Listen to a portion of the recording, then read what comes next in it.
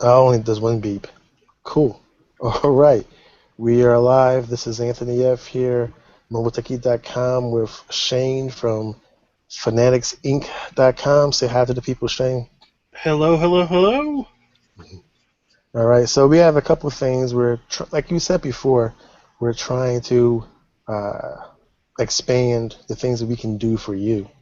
So we started a little IRC chat, little embed, so that you can log in and just sit there throughout the day, really.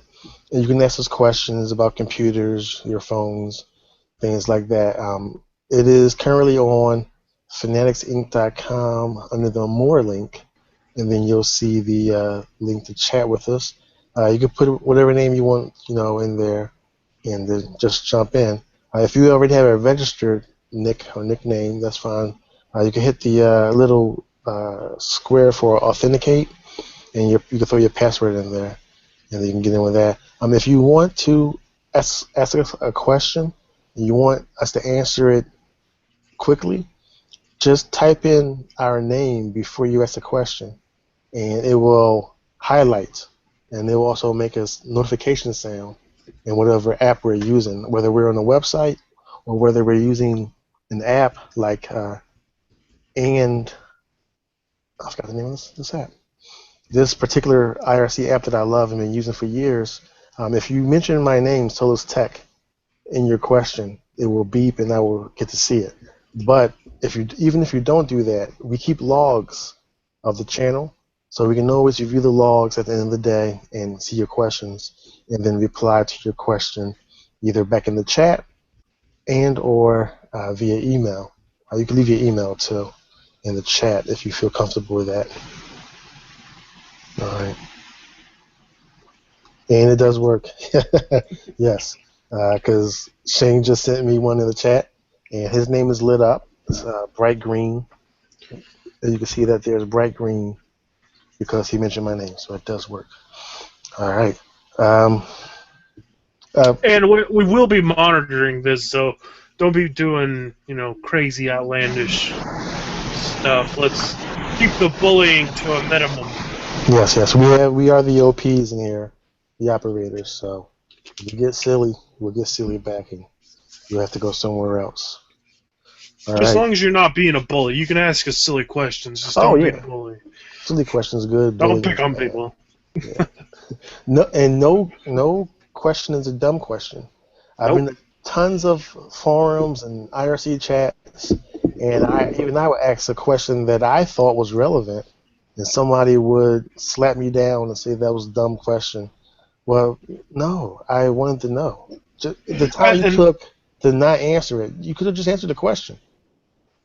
and that brings me. That's the whole reason I do all the stuff on the Android channel that I do, because I feel like there's no place out there that allows you to ask um, basically noob questions, as they will put it on other forums.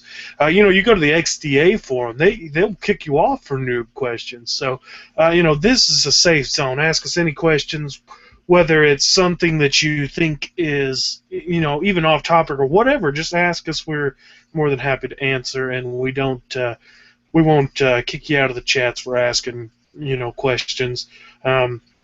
So I feel like we're going to try to make it a safe zone for people who are new to tech and mobile tech.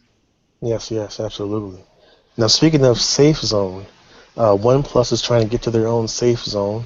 They've been in the news a lot lately just because of the interesting thing of the new company, Cyanogen Incorporated, how they're trying to start their own business using Google's Android-based ROM.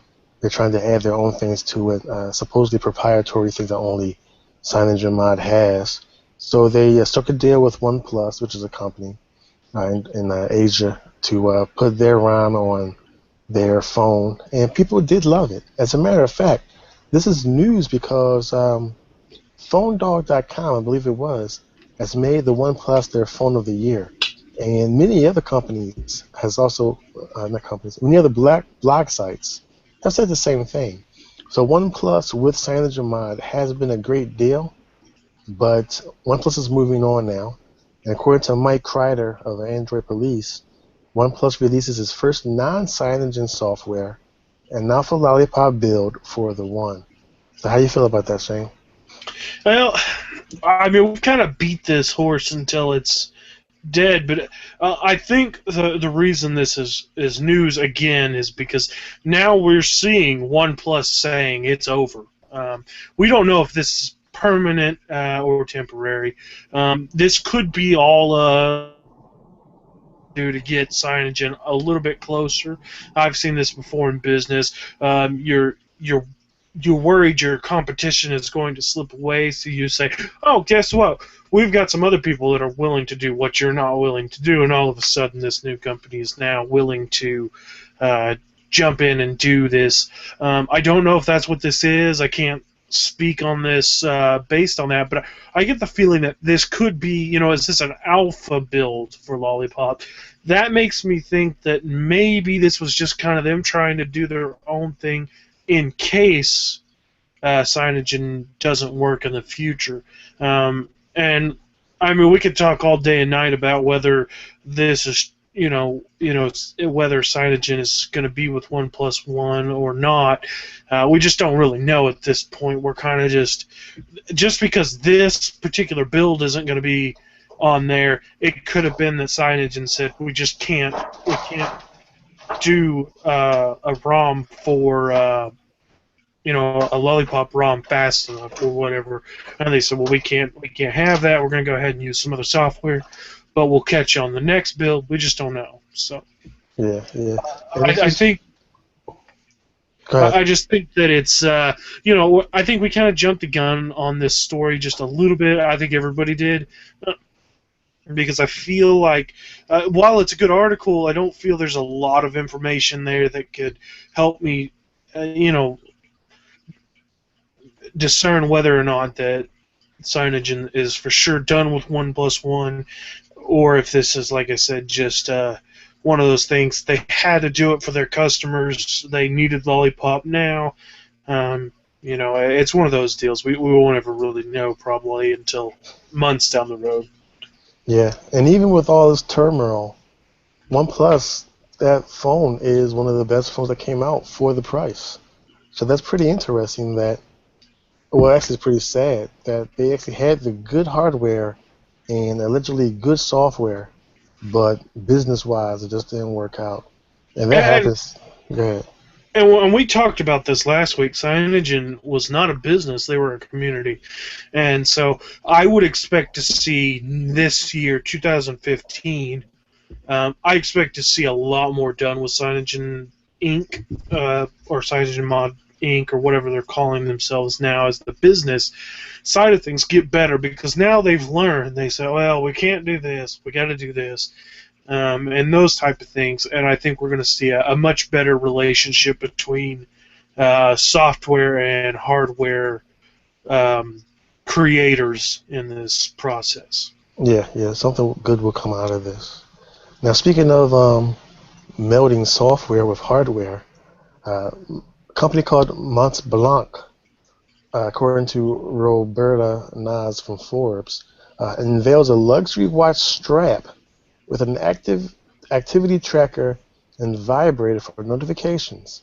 I'm not going to mention the price yet because I want to explain as to what this is. From what I've read, this band replaces the band for your expensive watch, and it actually has a screen kind of like under it.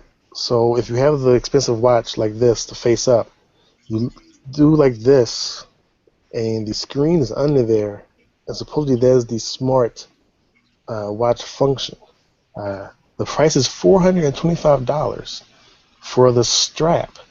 So I'm not sure if this is pointing to the consumer or it's pointing towards the manufacturer, because I can't imagine paying $400 or $500 for a watch and then putting the strap on there instead of my actual band. What do you think about this? Everybody's desperate to make some wearables, Shane. Is a little far-fetched? No, I know exactly who this is for. It's for people who own $2,000 Rolex watches. Really? Because they don't mind spending $400 on a band, but they don't want to give up the Rolly. I mean, that's when you wear a Rolex watch, you're making a fashion statement. Now they make a fashion statement with their smartwatch included, and they don't have to get rid of that expensive, Rolexes. I say 2,000. Some of them are 5,000. They're expensive watches. I would, if I owned one, I would not want to trade it in for a smartwatch because it's a big investment. It shows, for those who need to show that they have money, like investors and that type of thing, that have to put on a face and show that they've got money and that they can do this. This is the perfect way to put a smartwatch attachment to your expensive watch. And it doesn't have to be a Rolex. I mean, there are a lot of expensive watches out there, and that's what this is for. It's to put on those watches that you wouldn't replace with a smartwatch. Wow, that's interesting. And I guess it seems like they're trying to fill that space before the big white elephant come into the room. Everybody is waiting for the Apple iWatch. That's what it's called. Even though there is not a actual watch. I mean, the renderings were great. The videos were beautiful. But is there a watch? I don't know. But everybody's waiting for it. And I think I'm not sure if it's this article or another article saying that Android Wear, the Android Google watches, are picking up, and then it says that the Apple iWatch will take everything else. And I'm like, it hasn't come out yet. What what is it going to take? But everybody is waiting for these watches, and they're really going to show themselves next week at the CES.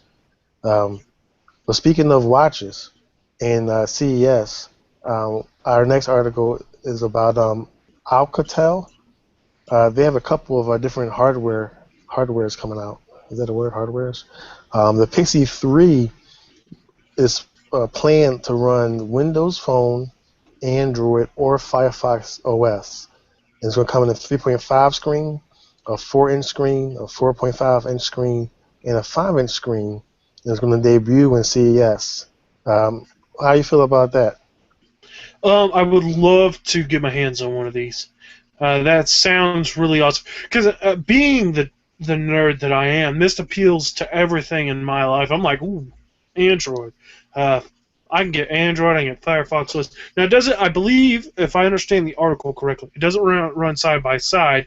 I believe it runs one or the other. I would imagine that you could put, somehow you could install all three of those separately, so for a week you install Windows, then you uninstall it and install Android or whatever, much like a PC or something. I believe that it would be somewhat that way. I'm not positive, but that's what I would imagine being able to do, because it's the exact same hardware, it's just different software over the top, which is awesome. That's the way to build a phone. They've filled three markets now that where they would have only filled one had they gone just with Android. So that's cool. They are filling three markets in one piece of hardware, which means they don't have to have a lot of expensive equipment that does three different phones. They build one phone, they push it out, and then they decide, well, we need 100 Android, 100 Windows, and 100 Firefox. So they just walk over to the bin, grab 100 phones, and just go with it. So that's awesome. I agree. Basically, this information is not for the consumer per se. It's for the manufacturer. It's for the carriers. So, like you said, if they say, well, we need some of these in Android, some in Firefox, some in Windows Phone, Alcatel will say, no problem, because we have the hardware that's compatible with all three, and we have the drivers that works with all of them. This kind of reminds me of Dell. When you buy a Dell in the olden days, you would get a CD, and you would get a couple of CDs. You get the operating system CD as well as the drivers, because the Dell hardware was really, really different. You just couldn't just pop any Windows on there. You had to pop their version of Windows with their drivers to make it work. And because Alcatel, I'm assuming they're providing the drivers for their hardware, that's how you can get this Windows Phone, Android and Firefox OS on it, which actually makes me think that the custom ROMs could get on here too, if they have the hardware drivers available on their website. So that sounds really promising. And that 5-inch screen size, that sounds like something that I would actually want to try out. Um, what else? Oh, right, their watch. So an article that we don't have here listed, but we did read before, Aquatel is also trying to uh, beat up the watch space, smartwatch space. They're going to actually have a watch in the nature of the modal watch, the round, circular kind of thing. But Aquatel claimed that this will be the cheapest smartwatch ever. So we won't see it until CES, which is just a couple of days from now, next week.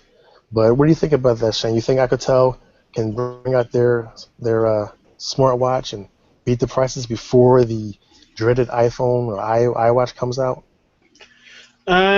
Well, I would imagine that Apple's going to, I would think, release it at CES or the, I don't know this, but I think if Apple waits much longer, they're not going to have a watch to sell because it's already going to be eaten up by all the other watches you can get. However, those who have an iPhone, some of these like your Google watches or your Android watches, they can't be attached to an iPhone, so it'll probably just be the people who have an iPhone that are attaching this watch. And I don't know, will the Alcatel watch, I can't remember if it said in the article or not, will it be available for all platforms or just I believe that this was just for Android. for Android? Yeah, So that won't hurt Apple any, but it is going to make a difference for those of us who don't have a smartwatch, who haven't worn a smartwatch before. This is like an introductory into that place. Now, depending on what the price is, which I don't know that they've said, but depending on the price, this would be the good starting point for those of us who want to test out a watch and just see, what smartwatches are about. yeah. It's going to have to be at least just $100 to undercut everybody else. The average smartwatch price is $200 now. I remember that one time, I think the Google Play Store had the LG watch for just $100 just for a couple of days. Everybody lost their minds trying to buy it. So if the Alcatel smartwatch would come out around $100, they would be successful. Speaking of the cross-platform, I did earlier this week or last week test out the Microsoft Band. That was pretty impressive. It has about 9 sensors that does so many things, and it actually does it connects to your Android, your Windows Phone, as well as your iOS. I don't think it does BlackBerry. So the Microsoft technique of making one piece of hardware work for any OS was actually pretty smart, and I liked it. But it was $200 for a small screen. And, after I thought about that, I'm like, well, I can get the Gear S, the Gear Live for $200. I mean, I could probably get the Gear S and have a whole nother phone on my wrist for $200. So Microsoft's going to have to chop that price at least $150 because it looks like a sport band. It's not like a watch per se. So I can't really call it a smart watch because it doesn't have that typical watch face. So the Microsoft Band, I believe, is what it's called, should at least be $150, maybe $120. And then the Alcatel, their smartwatch, and they want to beat everybody. It's be $100. That's all you need to do to make it even cheaper. How you feel about that? Well, one thing I do have to say about the Microsoft Band is, yes, it will connect to all those different devices, but it doesn't do all the functions it could do when you're connected to a Windows phone. So Sure. be aware of that. When you see all those features, be sure to see whether or not those features work on Android and iOS, because there are some features that I know can't be used when not using a Windows mobile phone. So. Yeah. You do not get the Microsoft Assistant. I forget the name. That only works on the Windows phone. Does not work on Android or iOS. But all these devices really remind me of what devices that are already in Amazon.com. If you type in smartwatch in Amazon.com, you get like 1,000 different kinds of watches that already do almost everything. Now, there's a $50 watch, I forget the name of it, that kind of already sends notifications to you and also allows you to make phone calls. It works better on Android, but it does work on iOS too, which is really kind of cool. And then this also just reminds us of that Casio watch years ago that was really a phone on your wrist. So these aren't anything new. I guess it's just a new skin or a new look with today's technology. But it looks to be exciting, come next week when they unveil even more things like that. The last link topic that I have is a Reddit.com topic where somebody had figured out how to install Google Play on your Amazon Fire phone. Now, a couple of weeks ago, the Amazon Fire was just on sale for like $200, and people were buying it like crazy. Of course, now that sale is off. It's back to around $400. So I don't really see anybody taking a look at it. But what do you think about that, Shane? Um, well, I'm a big fan of side loading. I've got a video of side loading the Amazon App Store on a Nook tablet. I also have that same Nook tablet has the Windows Play side loaded. If you can do that without rooting, that's always your first option. I mean, that's what you want to do. Rooting, while it's great and good, it's not for everybody, and especially for those types of tablets and phones that are, I don't want to say less popular, but they're not bought in as big a bulk as, say, a Samsung phone or whatever. When rooting those are often a lot harder to root, so you're going to have to be a little bit more technical. So anytime that you can side load an app is great.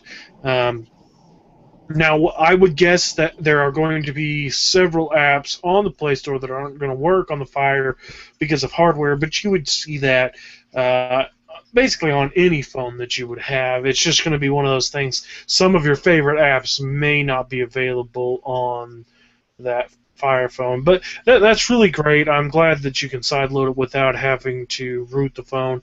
That makes a lot of that will make a lot of people happy, I think. Oh yeah, absolutely, absolutely. So we kept it light tonight. It is January 2nd, and it's the first Friday of the year. So we figured we want to get the ball rolling. But along with that, we want to definitely let you know what we're doing for the rest of the year and hopefully years to come. So Shane had thought of a great idea to do app polls. What's your favorite game, your favorite app that you're using, playing right now, or that you find that you can't live without? Anytime you get a new phone, what is the first app that you put on? Um, Sorry, that is something that we will continue to do. We're not ready yet, but we will have app review once a week, if not more. And you will be able to check out those apps that we're reviewing on mobiletechheat.com/games. And in there you'll see the app poll that we'll be hosting each week with a new app. You are more than welcome to register at mobiletechheat.com/games and or just vote. It's set up to be anonymous, so you don't have to log in. You could just simply go to that link, app polls, and then just click the thumb up or down. We're going to have two apps in that space. You just click which app you like more. So definitely there'll be a link there for you to test it out yourself. Hopefully a picture also and a video if I can figure out how to do that. So we want to have you interact more and just basically like what we like. That's what you're trying to do. You have Yeah, anything to edit that? Go ahead. we're basically going to be introducing apps to you because like basically what'll happen is I will pick an app and Anthony will pick an app, and basically we're going to have a contest to see which app is more popular, and that's just to get you guys to install new apps. Because if you're like some people, sometimes I'm this way. I tend to get set in my ways, so I'll install an app, and when I get a new phone, I just go ahead and download that app and install it. And instead of checking out other apps, I just immediately say, well, this is what I want. So this is a good way for us to say, well, check out this app and tell us which one you like better. And that way you can go, well, man, I didn't even think, I didn't even know this app existed. Now I know it exists, and you know, we'll basically have a little contest each week, and then every week we'll announce who won, and it's just all in good fun, and just to kind of see, kind of get people interacting in what we do, because that's what makes this so special for us, is that you guys are interested, and you want to see what we're up to. Yeah. So I'm trying to think of the time span. Probably tomorrow. Tomorrow we will start advertising. So probably tonight after this, or even maybe now, we'll think of an app that we like. We'll throw it in there. We'll make that link, and for starting tomorrow, we will advertise it the whole week. It will be on Twitter, Instagram, Facebook, Google Plus, LinkedIn, everything, so that you can take a look at it and see for yourself and test it out and see if you like it. And then by Friday, we will say, well, this got this many thumbs up, this got this many thumbs up. All right, well, let's see why the people liked this one. And you're also welcome to comment also, so that we will really know why you liked or did not like something. Yeah, and if you are an app developer, if you want to see your app featured, all you got to do is send it to us. Now, that doesn't mean that I'm going to pick it, because we are going to pick apps that we think are going to win. That's the whole the point of this, is to pick an app we think will win. So do feel free to send us apps, and we will do that, because we want to make it an interactive experience. So far, what we've done is great, but it's not real interactive. So that's why we've got a chat room set up. That's why we're doing the app rating. We want to get people involved, because we just do this once a week, but we want you to be engaged all week long with us, and get to see new and exciting things, because there's apps out there that I may not know of that Anthony does, and there's apps out there that I know of that Anthony might not. And it's just a great way for you guys to see apps that are a little less known, because I am super willing to try out new apps. If I think about it, when I get a new phone, sometimes I just go through and I just start installing all my old stuff, or I use the auto backup that's built in, and I don't give it two thoughts until later on down the road. So this is a great way for those of you who want to try new apps out. This is a great way to do that. Cool. All right. I think that is all we have for tonight. Shane, is there anything else you want to mention about your websites or anything like that? You can check me out at fanatixinc.com. That's with an X instead of a CS. FANATIX.com. You can check out all the stuff that I'm working on right now, and check all my YouTube channels out. I've got several now. I think that's about it. My big channel is Android Fanatix. That's where I started, so you can check that out. I appreciate everybody that's been subscribing to that and sharing my videos. It's great to see that you guys are enjoying what I'm putting out. And I know I've been a little bit lax on the videos that have come out, and that I haven't been getting them out as much as I normally do. But hopefully next week everything in my life will calm back down, and I can start pushing out videos. I've really missed doing videos. I've also got some new equipment that I've purchased that's going to be helping to aid those videos. So expect to see some pretty awesome gaming videos, Android gaming videos coming soon. All right. Well, on that note, we will sign off. This is Anthony F. here at MobileTechie.com, and Shane from Android Fanatix. From FanatixInc.com, saying, talk to you later.